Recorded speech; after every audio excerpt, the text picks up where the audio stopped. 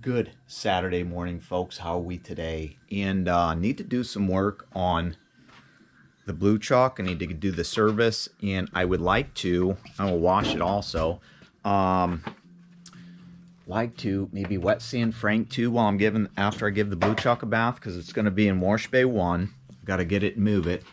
But I figured I'd bring you on for the opener because I may need to change out the starter in this thing too. I was talking about that, how it kind of sounds pretty laggy, so we'll see if we have to do that. But I figured I'd get your eyes in on this real quick. This is how my fifth wheel is pinned when I go and pull those aluminum trailers. Basically just drilled a hole in there, had a piece of steel that matched up that would hold that in place, and put a bolt behind it, just 9/16. I just need 2 9/16 and I can pop that thing on and off. And then this is this side. There was a little spot that had to be notched right here. But other than that, yeah, that's what keeps that thing steady and not moving. And I know there was some questions on that when I first got that done. So I figured I'd just get your eyes on that really quick. That way, if that's something that you'd want to do, so you can do stuff like that, you can easily do that at home yourself. But it's 40. It was 46 degrees when we came out and was sitting on the porch this morning. So let's see if this thing will even fire up. I just checked the oil a minute ago.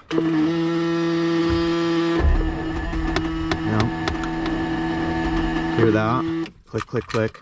So I do believe that starter's going bad. I may need to, I know my batteries ain't dead. My batteries are fine.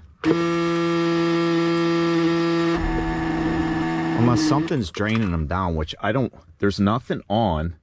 So there shouldn't be anything that's draining them down. I don't know. So I just don't think that starter's got enough juice to freaking turn like it used to, since it got kind of, bam, kind of got hit. So maybe I'll have to change that out before I do the oil. Maybe everything will happen right here and it's not going to get moved until later. I don't know. I guess we'll have to see what happens. On the show, on the Chad Digging YouTube channel show.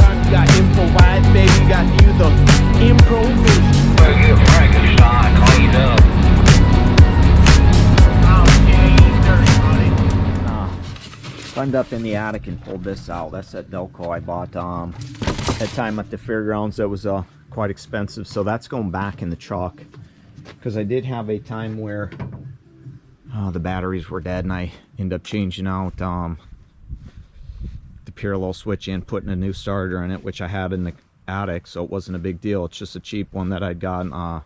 Same one I got for Frank, I'd gotten 2. So I'm gonna put that Delco back in since it was not starting very well. First thing I got to do is go over to the battery box and unhook the stuff. So that will be the first thing that's going on, after I get some gloves on, of course.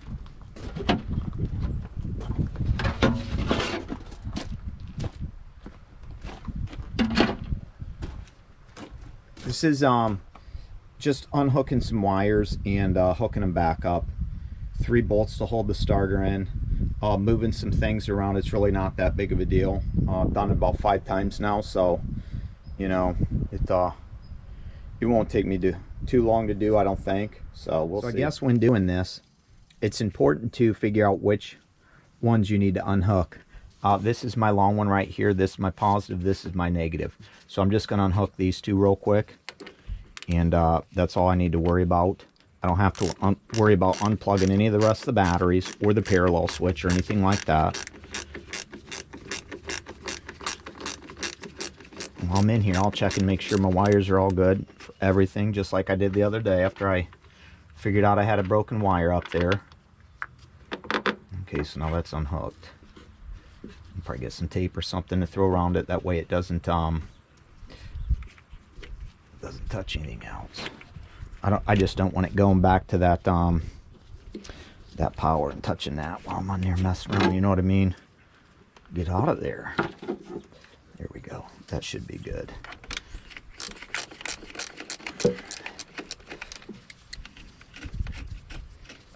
I figured that thing was toast. I didn't know how many more starts it actually had in it, that starter.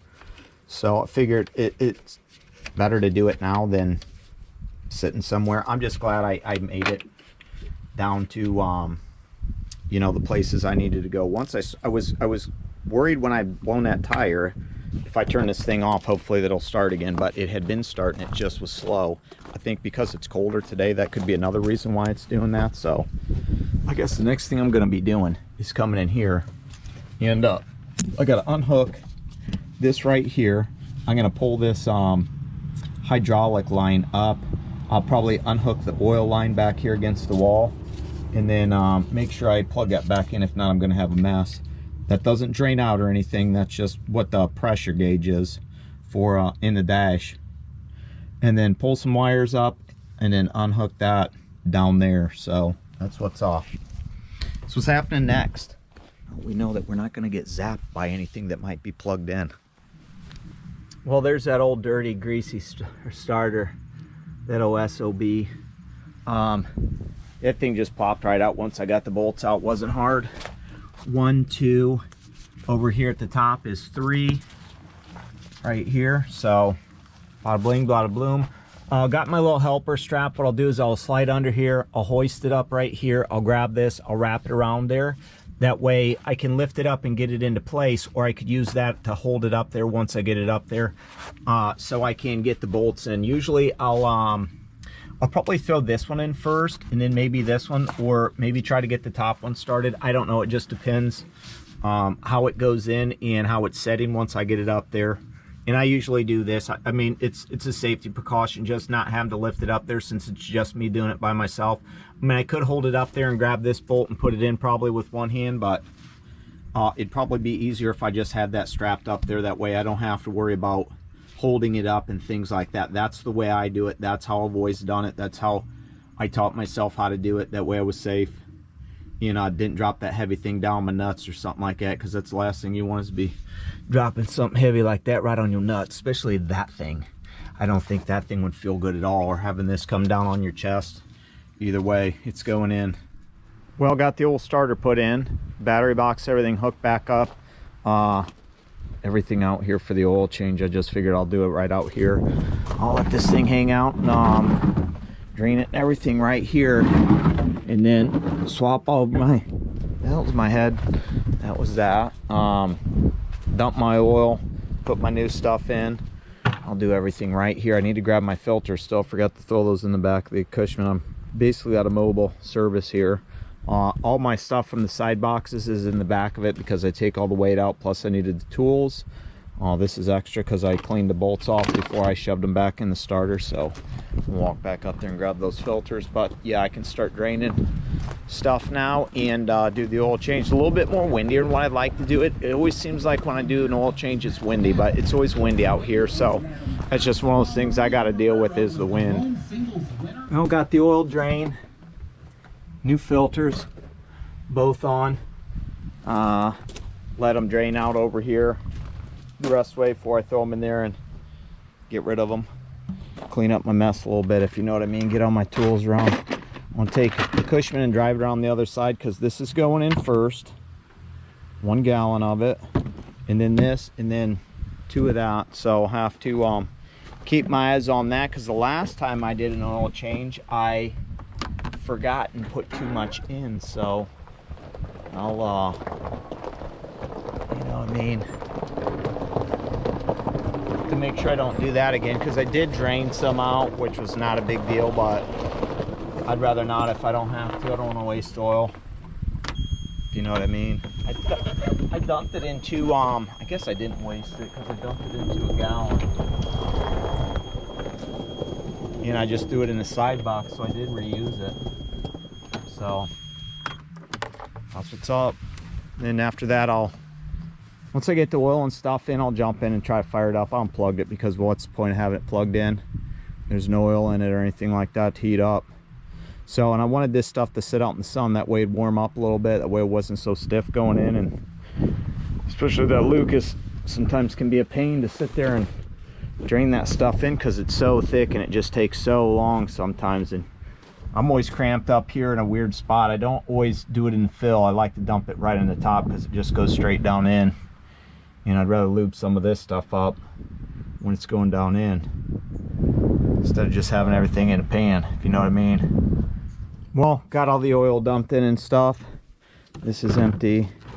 That's full because it's brand new and never been opened. Let's get some drip off there. Oh, this is empty. Yeah, I usually like to I got some oil that's left over in the big 2.5 that I'll probably dump into here because I like to use these ones. That one's empty too, so I could use either. Let's check out the old dipstick real quick here and see what we can do. See what kind of situation we got here.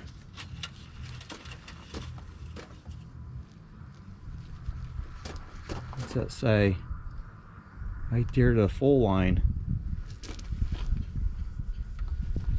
So clean it off and stick it back in and check it. Low, full.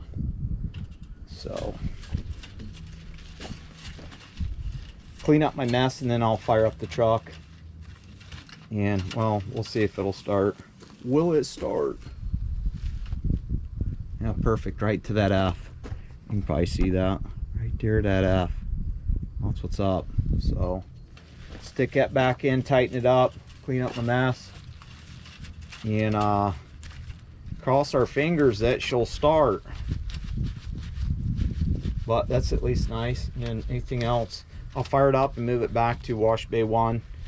Take the Cushman back here, probably drop the cab, throw everything in there. I don't know if I'll wash it today or not. I may wait until tomorrow. I think Kim wants to do some things, so may hold off on that, but we'll clean up my mess. At least it's done. I can wash it tomorrow. Ain't no big deal. Looked into a load, but couldn't get it because they want air ride truck, or they would have called me. So once Frank's done, I'll be able to do some different things. And you know what I mean, once that truck's ready, fifth wheel slid back, air ride's ready to pump and rump and ready to go. The Cadillac Frank is what it'll be, because that thing rides like a Cadillac versus the blue truck. So that's what's up. That is what is up. Now to finish this up, clean up my mess. Well, everything's done, so let's climb up in there and see if we can get this thing to fire up, because that's what we need. It's fine like this, sitting here. Still, well, the batteries are dead. I don't get it. Huh. Need to get the old home meter out and check my batteries. I don't know why this things would be dead. Unless that alternator isn't charging for some reason, that thing should be cranking right over. So I guess I'll need to check that. See if the batteries are dead here. Well, dumbfounded here. I'm going to charge 1 to 2 sets hooked up the batteries at a time to see if that will help. I put the ohm meter on. Everything was reading 10. So 10 should got the job done. Maybe it's the parallel switch. Maybe it does need changed out. Maybe it's just not making the connection that it needs to, because sometimes when you short those out, they start to build up crap on their little, I don't know what you want to call it, when they clip and clamp and do that. So I jacked the cab down, that way I can start putting some crap back in there and at least get that taken care of, so I don't have a bunch of shit in the back of the Cushman and I don't have to worry about none of my stuff sitting out overnight. So I'll do that real quick and then check it later. Just hate to have weight in there without the bags filled, because I'll got my little notch right here and pretty soon we have a hole, but I want to fill that in. Yeah, and I don't shove anything down in there to keep it up. I'll just let it sit up for a while and then hopefully I can get it started. You know what I mean? If not, I'll swap the parallel switch in the morning or something. I'm done working on the truck though right now. And I could honestly just throw a bunch of stuff down under the truck, but it'd still probably get wet from moisture tonight later. I don't know. I don't know. I guess we'll see when we load her back up, man. Well, come out today to move the battery charger. Well, I came out to put the battery box on because I got grandsons coming over to stay the night with us. So I had this on the charger last night, moved it around, come out this morning, changed the terminals and stuff, put it to 2 different batteries, and come out this morning and cranked on it, but it was super de-duper low still. And it cranked, but it just sounded like it wanted to die, so I said piss on it. Tomorrow I was going to check the we got a couple boards under here I need to move. I was going to check the batteries and see, unhook them all and see if one was dead, maybe, possibly, and go from there. But I just come out to do that, and I figured I'll crank it over, get my foot in there since I can sit in there and stuff like that since I got it up, and everything's okay. It cranked on it. It still cranks slow, but it did fire up. It did this morning because it was like 42 when I come out. It's about 70, probably 74 right now, so fired up fine and didn't have it plugged in or anything. It just took a little bit of coaxing with my foot and that throttle to get that thing to go, but it's running. So we'll see what happens. I'll plug it in later tonight. I need to move it. I'm gonna run it down the road. Need to move it and make sure get my extension cord out from under there. That's the second time the air's kicked off. And the oil pressure seems to be good from changing it. Yeah, I have 40. So I don't know what's going on, man. I just don't get it. My voltage is always good when I'm running. I've never had any problems with that, so I'll keep my eye on it. Maybe it is that parallel switch. Maybe that parallel switch is just not hitting the you know, connection it needs for it to start, but yeah.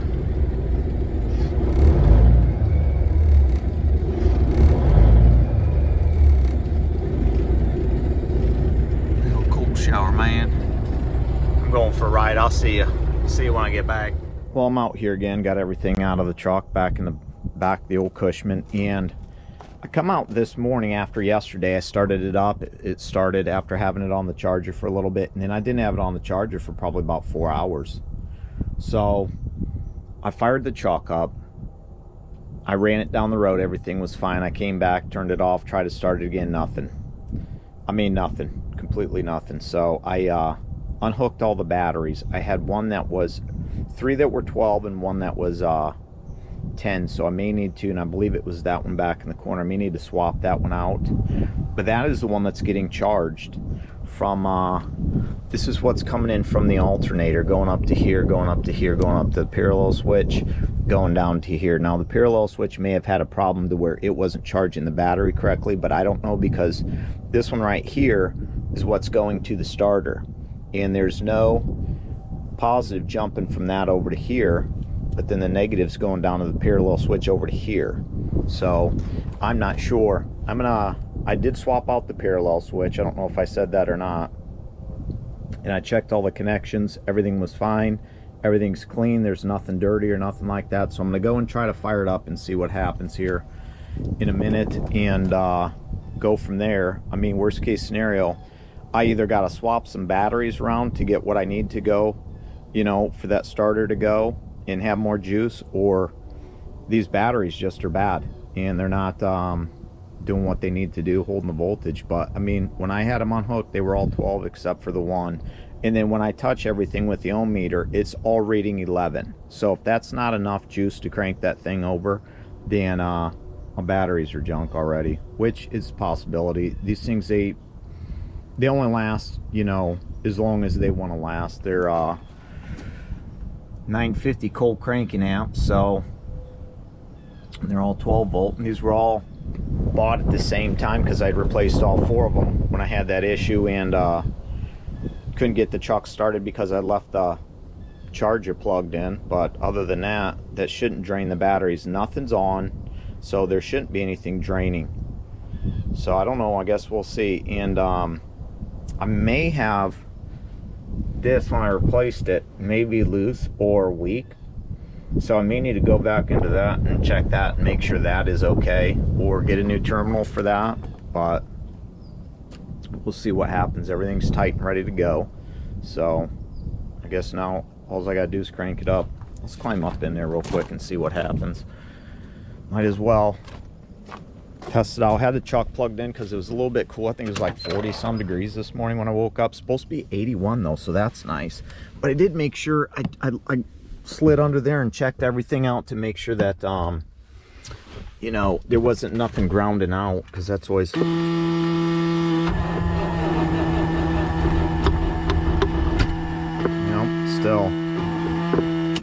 still low.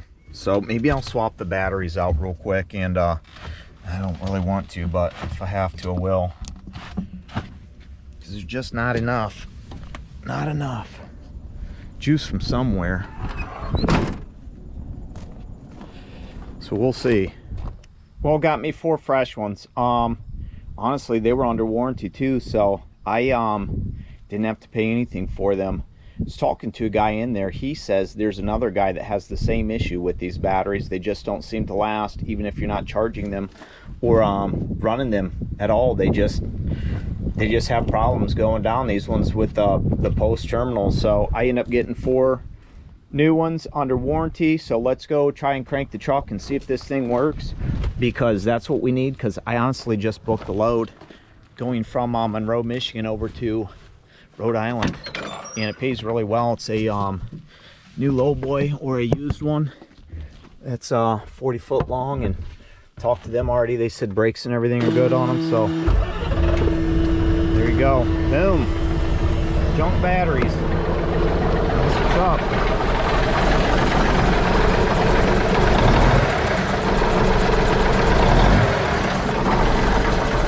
Yeah, I told them they usually only last me like they only usually last. It's not charging very well, but we'll see what happens after a little bit here. I told them they only usually last me like a year, it seems like, so whatever.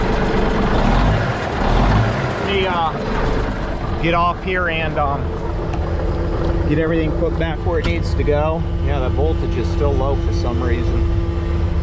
Get everything put back where it needs to go, and drop the cab down and see what's up, see what's going on. You know what I mean? Waiting on this guy to finish up here.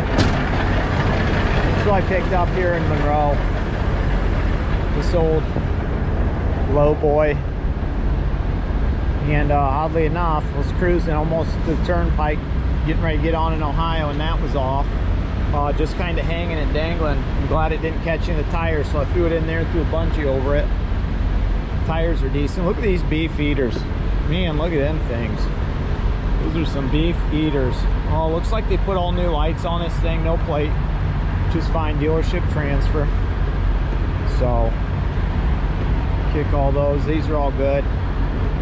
Those must have been steers or something. I don't know. All the lights are cool though, so that's always nice. Truck's running good. Fresh oil change, new batteries. No complaints from this guy. Gonna be a long night probably, because I'm gonna try to get over to Rhode Island before I shut it down and find a Walmart and run it the rest of the way back. I've got enough time to do that, so I figure I might as well take advantage. Yeah, he's got to fill his def up. He's almost done though. So we'll breeze out, man. Come on. Oh man, this shit is crazy, all these blue lights. I don't think I've ever seen this many blue lights anywhere in my life. I think there's probably about 100 right here on this. I'm on 2 East in Connecticut still, I believe. I don't have the slightest clue where I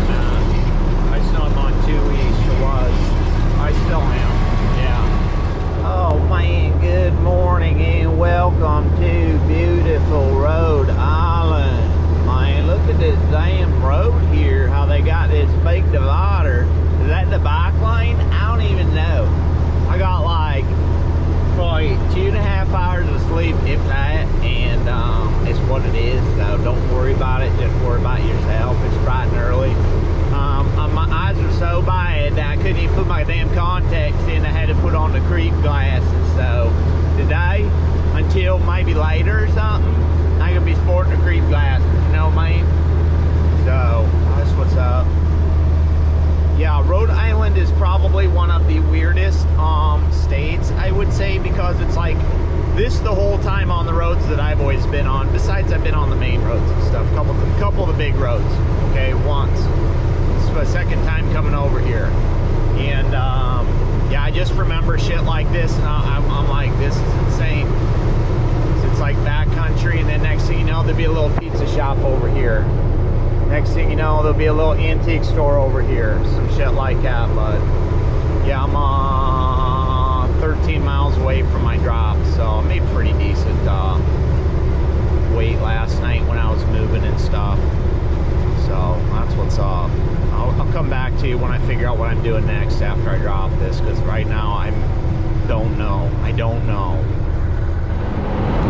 Well, drop that off. Now I'm on my way to Rhode, Massachusetts, to get a stack of flatbeds to take over to Selkirk, New York, which is not too far from Schenectady, New York, which is not too far from Albany, New York, where I stayed at the Pilot. Todd come and met me last year. Also went roller skating at that rink over there last year. Don't have my skates, so won't be doing that, but this will be nice. It's a stack of flatbeds, 2 of them. I got to secure the dunnage and then secure the flatbeds to each other, basically drop it in an unmanned yard, take pictures, blah blah blah. That's all they care about, so ain't no big deal. It's 169 miles or something like that. It was a rate of $700, so I'll take it. My fuel, I topped off last night when I was in or this morning, Newburgh, New York, where I stayed a few weeks ago when I was over in this area dropping off that flatbed for the world's largest bounce house. It was 310, so I figured, man, I'm just going to top off, and I did. And so my tank's basically full, besides what I use, maybe 40 gallons, if that. So I'll be able to run this, no problem. Then I'll get over there, drop it off, be able to go to the truck stop and relax, take a shower, eat some food. There's a liquor store right across the street with a gas station that should have some beer. So old boy's going to be drinking some Buc-ee's tonight, and as soon as I get over there, I'll start looking for another load for tomorrow, and then just relax and sleep, because I'm a little laxed on sleep, but I'm good still. So grabbed me a Dunkin' coffee this morning, so I'm doing fine. I'm feeling fine. I'm okay. I'm not like, you know, dying, super tired or anything like that. I know how to deal with my body, but yeah, that's what's going on. I know you could probably care less. But yeah, just rolling on my way over to Rudolph. It was like 47 miles away. I ran to a Walmart after I dropped that trailer. The owner wasn't there, so some guy checked it out. We talked for a minute, had a gal inside, signed a paper, then the owner pulled in. We chatted for a little bit, so it was fine.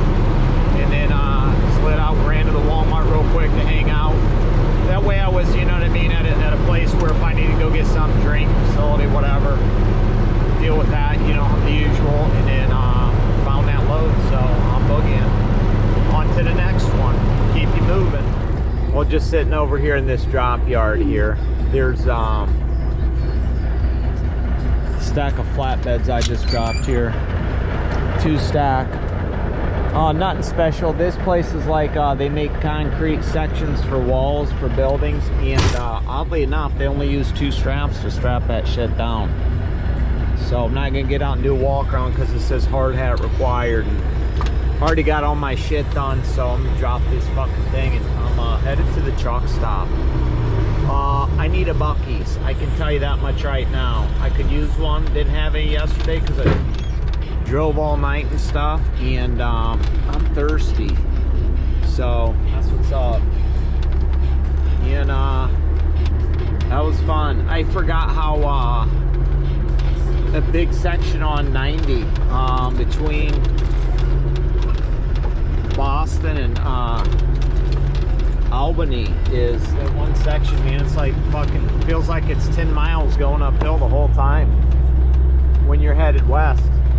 But yeah, I get paid to bring these empties back. This ain't the first time I've done this. I actually pulled one from a place over there, out of here, took it somewhere else because it was somebody else's trailer, but bunch of somewhat decent junk equipment that they use.